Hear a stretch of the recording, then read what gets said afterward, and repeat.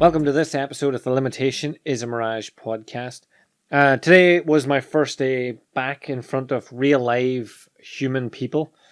So for the last, 6 months or whatever, I've been doing videos to people, dealing with clients online, but now I'm actually getting to be in a room with people. And you sort of forget the energy that you get just doing that sort of work, whereas whenever you're doing it on camera, like even doing the podcast, all the energy is mine. I have to produce it, I have to create it, whereas getting in a room, you can actually feed off people, and it's much easier to structure what's going on because you can change on the fly. I have a habit of making my courses, I plan them out so that I know exactly what I'm going to do for the 2 hours or 4 hours or whatever it is, but I always am willing to adapt and change and move as I go. And whenever I do the courses online and I'm just speaking to myself, even if it's a Zoom, you're not getting the same feedback. I notice that I just get through the structured program the way I've designed it. But whenever you're in a room, people ask different questions. You notice people's breathing. You notice the way people are shifting, if they're uncomfortable, if they're comfortable. So I change everything for that. So it's been something I've actually missed. You sort of forget that you miss that sort of thing, just being around people and doing.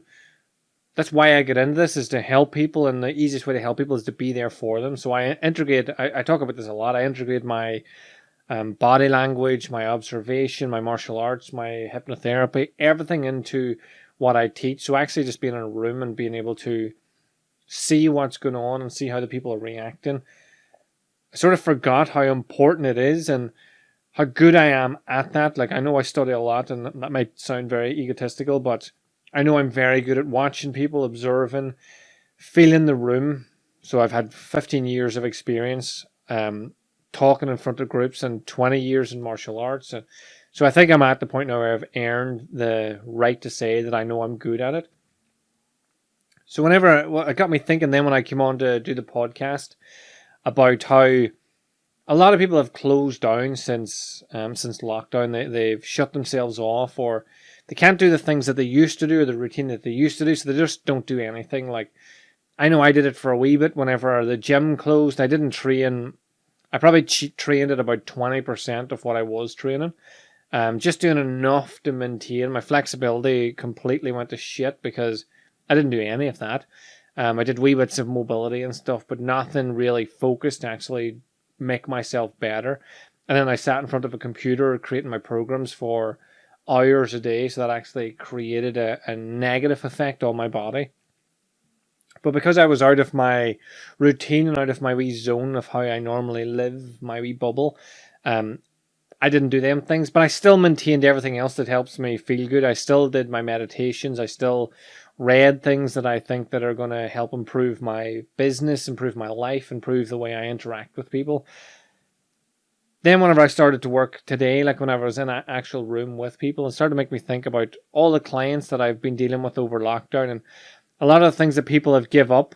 The easiest way I thought about, like, one of the guys was chatting to me about archery. They used to do archery and they haven't. And I was the same. I did archery every Wednesday. And when I first went there, it was just as a switch off. Like, I was lucky enough to have a friend, Shane, that wanted to go. And he was really keen on learning and finding out as much as he could about it. And the club we went up in, Drumquin, all the guys were really nice. They were really informative. They really wanted to teach and help you improve. So we improved quite fast because I was with someone that wanted to improve. We are quite, I was going to say not stubborn, but it is just a bit stubborn. Like, we'll get in there and we'll do whatever it is. We'll practice a lot. We met up and practiced. We practiced places we shouldn't have been practicing. We practiced places we should have been practicing. We even bought stuff that we needed to go. But then I haven't done it for a long time because Wednesdays just became busy for me. But I still have I've been out a couple times over maybe the last few months, and I can still go out to the garden and shoot a few arrows as well. But because I've went so deep into it at the start, I'm able to hit the target. I'm able to pretty much hit where I'm aiming for. And I'm using this example because I have that now. When I started, like, the easiest way to get good at something is just to start first. Well, you have to start to get good at anything. Like I talked about it last week, Talent Being Overrated, which is also a great book. But if you want to start something like archery, for example, you find a club. So you could start on your own. You could learn via YouTube. Like, we can learn anything on YouTube. And there's many things I've learned just doing YouTube. But I know for a fact that if everything I learned on YouTube, I would learn much faster with a real life person teaching me it. Someone that knows what they're doing. Someone that's passionate about doing it. So that's why I would always suggest find a club. There's probably one around you. Anything that you're interested in, you will find other people interested in. That is what I have found to be 100% true throughout my entire life.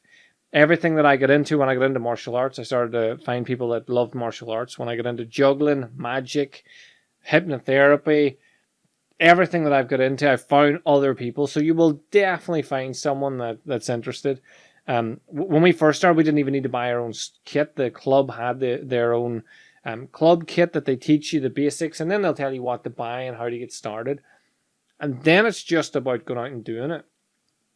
So I remember when we first started, we were always aiming for the bullseye. Same as when you first learn darts. Whenever you learn darts for the first time or practice darts or whatever, you always aim for the bullseye.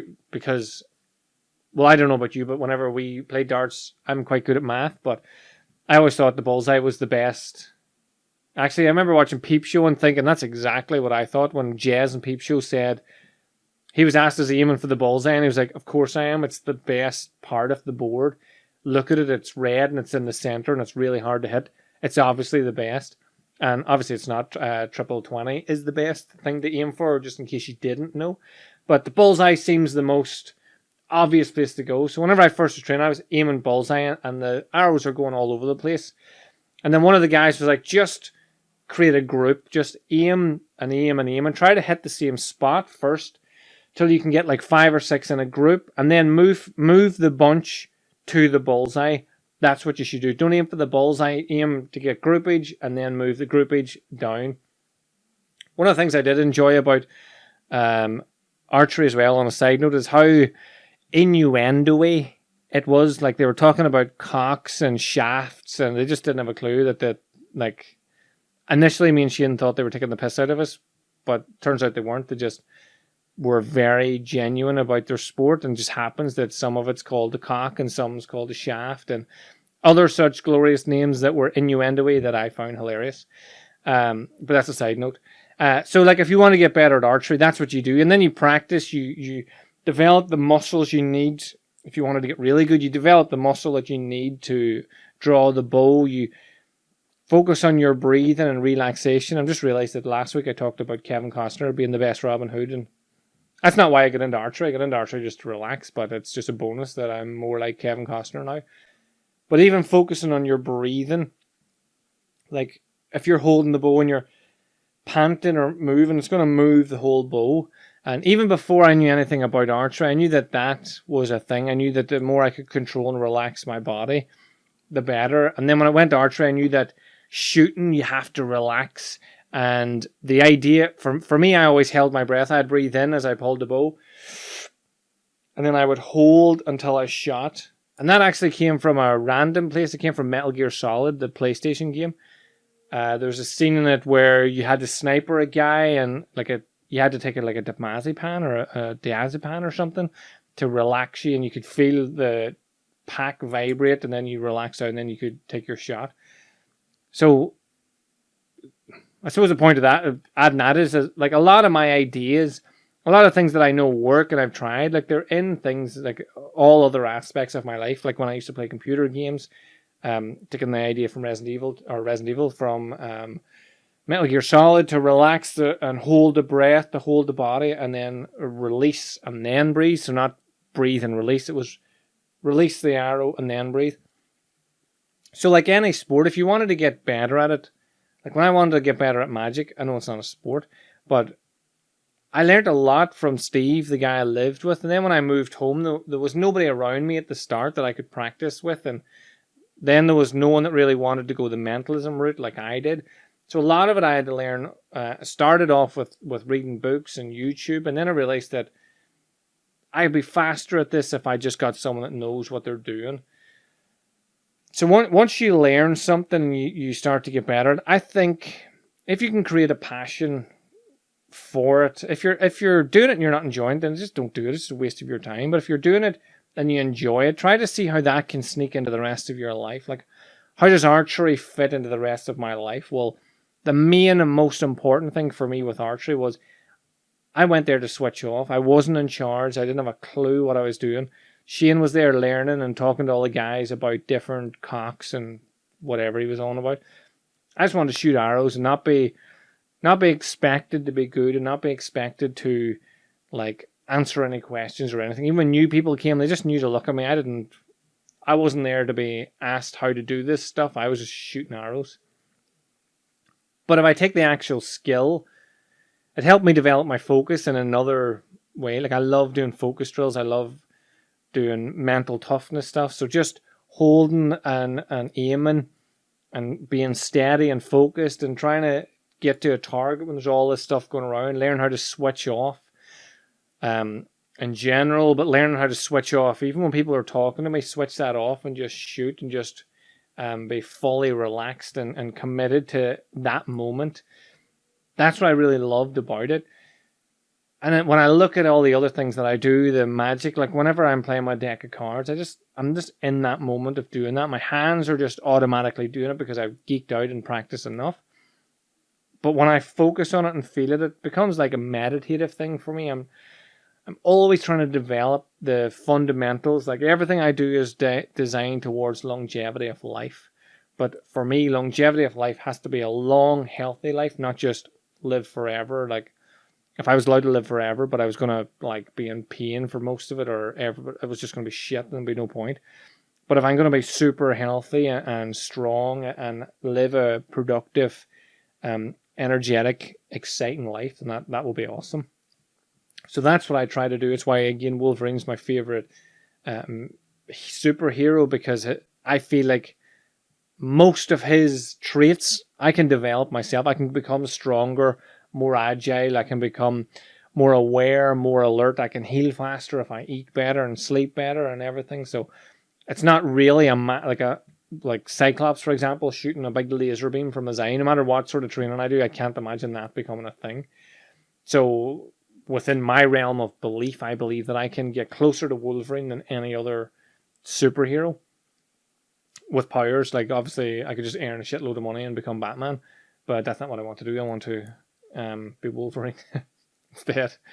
So the how did I get onto this? I was talking about, so actually being in the room with people and getting to use all of my skills again, getting to use all of the observation, of the awareness and everything, and just being fully alert and switched back on.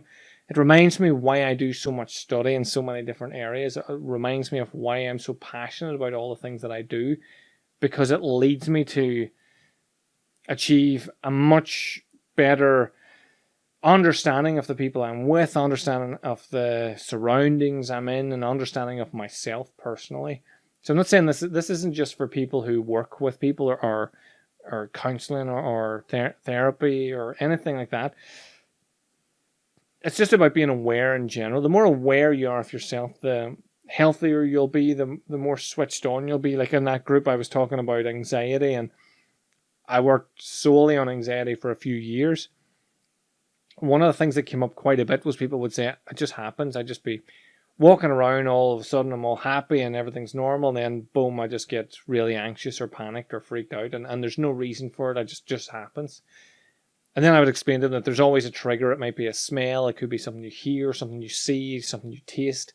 Something always sets it off. So the more aware you are, the more aware you will be of your triggers in general. So I did a full podcast on being triggered. So if I'm fully alert and I know that, like whenever I had food anxiety, that spicy food freaks me out, then I know because I know that, I know to avoid spicy food. I know to chat to myself before I go into a restaurant like Wagamama's that's got an open kitchen and there's going to be spice. Whereas if I was unaware of that, then I would go into a restaurant like that, or I'd eat some spice, and then I'd go into a panic and everything, it would be shit. But I wouldn't know why. I wouldn't know how to help myself. I wouldn't know what to do. So the more aware you are, the better it is for you in just in general day-to-day life. And I talk about like just getting better at things. Your goal isn't to be the best in the world at anything. It's to be the best version of you possible. So if you just take an inch every day and just get better and better and better, then that's all you can really ask for. Whenever I think about like pain, for example, whether it's emotional or physical or mental, pain, whenever I was starting to get into all this stuff, Eric Thomas was one of my favorite speakers. He still is one of my favorite speakers. But he did a whole talk on pain is temporary. He says it may last for a minute or an hour or even a year, but eventually it will subside and something else will take its place. But if you quit, it will last forever. And I always thought about that. I always think when I go to do anything, like if I go to the gym, I'd be like, this is going to hurt, but it'll not hurt for that long. I'll actually get stronger and better.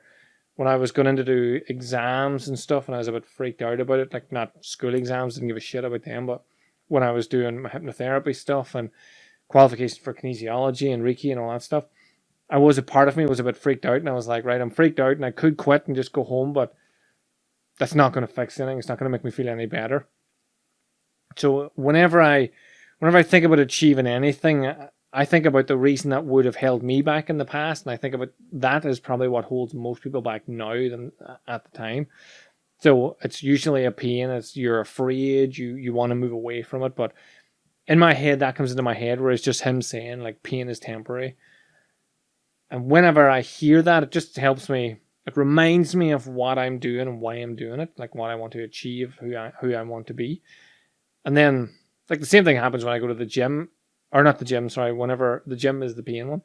Like whenever I go on stage and I'm getting prepped for on stage, before I hit the stage, in my head I hear Muhammad Ali saying, I'm going to show you how great I am. So I'm just standing at the stage and I'm psyched, and that just rings off in my head. When that rings off my head, I just get pumped, and I know that what I'm going to do next is going to be awesome. Even if you thought it was completely shit, I know that I gave it my best. I put the most effort I could into it. I've prepped, I've planned, I've scanned the audience, I've changed when I need to, I've used the stage, I've used my words correctly, I've used my stories in the right places. If you don't like it, you weren't going to like it no matter what I did, so there's nothing I can do about that. But I have all these wee supportive triggers, like the pain is temporary trigger, the I'm going to show you how great I am trigger. They're just two, for example. I have them as supportive triggers for when I go to do something, so I know that they are my like, boom, this is it. Let's go out and achieve whatever it is I want to achieve. But so many people let themselves have unsupportive triggers like, oh, that'll be scary, or that'll be bad, or this isn't going to work, or whatever. And then we run with them, and then everything just spirals and just gets on top of each other, and it just becomes worse and worse. So I suppose what I'm saying is I'm really happy I still train in everything that I do, because it makes me who I am and it makes me good at what I do. But also, you need to start creating positive triggers for yourself, even if it is Muhammad Ali shouting, I'm going to show you how great I am in his head. Like if I shouted that out loud or went on stage and was like, I'm going to show you how great I am, and then did my spiel, you'd be thinking, what a cocky wanker. But in my head, you can say whatever you want in your own head. No one's going to be in there, hopefully. So they're not going to know what you're saying. So whatever you want, whatever gets you motivated and gets you through it, then that's what you need to go for. So that's kind of my rant today. I was sort of excited that I was getting to be in front of live, real human people. I forgot how much shit I did. Whenever I was trying to introduce myself, I was talking about everything that I've done in my life. And a lot of it, like if I didn't know myself, I'd be thinking, he's just adding stuff now. He's just making stuff up. But again, I like telling the stories about that, because it further proves everything that I say. Like I love challenging myself. I love going out and doing things, meeting new people, and just trying to be better. So that's why I do these podcasts. That's why I talk so much about it. I do fully believe that we can be awesome, and you should try to be awesome. Although, what's the alternative? Just not be awesome? That's shit. So have a great day, whatever you get up to. Thanks for listening. If you think that this will resonate with anyone that you know, or you just want to help me out by liking and sharing and everything, then please do reach out to me if you have any questions. Have a great day, whatever you get up to, and I will speak to you again soon.